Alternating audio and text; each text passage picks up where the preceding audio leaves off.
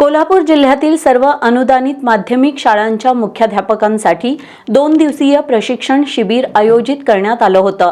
यामध्ये माहितीचा अधिकार अधिनियम 2005 विषयक सविस्तर माहिती देण्यात आली। यशदा पुणे आणि जिल्हा परिषदेचा माध्यमिक शिक्षण विभाग यांच्या संयुक्त विद्यमानं याचं आयोजन करण्यात आलं। शाळा स्तरावर माहितीच्या अधिकाराच्या कायद्याची प्रभावी अंमलबजावणी व्हावी, माहिती अर्जांची योग्य पद्धतीनं हाताळणी व्हावी, अर्जदारांना कायद्यानुसार विहित मुदतीत अचूक आणि पारदर्शक माहिती उपलब्ध करून देता यावी, यासाठी यशदा पुणे आणि शिक्षण विभाग माध्यमिक जिल्हा परिषद कोल्हापूर यांच्या संयुक्त विद्यमानं जिल्ह्यातील सर्व अनुदानित माध्यमिक शाळांच्या मुख्याध्यापकांसाठी 2 दिवसीय प्रशिक्षण शिबिराचं आयोजन करण्यात आलं होतं। राम गणेश गडकरी सभागृहात आयोजित करण्यात आलेल्या प्रशिक्षण शिबिरात जिल्ह्यातील 775 मुख्याध्यापकांनी सहभाग नोंदवला होता। यावेळी उपशिक्षणाधिकारी अजय पाटील यांनी माध्यमिक शाळांच्या प्रशासनामध्ये पारदर्शकता, उत्तरदायित्व आणि कायदेशीर प्रक्रियेचं पालन यांचं महत्त्व त्यांनी अधोरेखित केलं।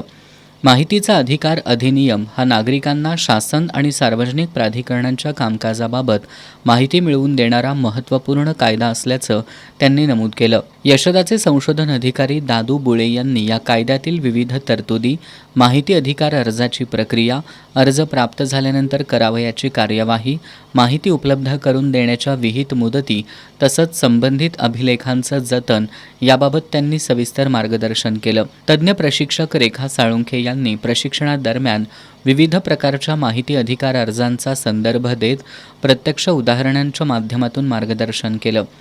शाळांकडे प्राप्त होणाऱ्या विविध माहिती अर्जांमध्ये कोणती माहिती द्यावी, कोणती माहिती कायद्यानुसार अपवादात्मक स्वरूपाची असू शकते, अर्जाची पूर्तता करताना कोणती काळजी घ्यावी, तसंच माहिती देताना आवश्यक असणाऱ्या तांत्रिक आणि कायदेशीर बाबी यावर त्यांनी सविस्तर विवेचन केलं।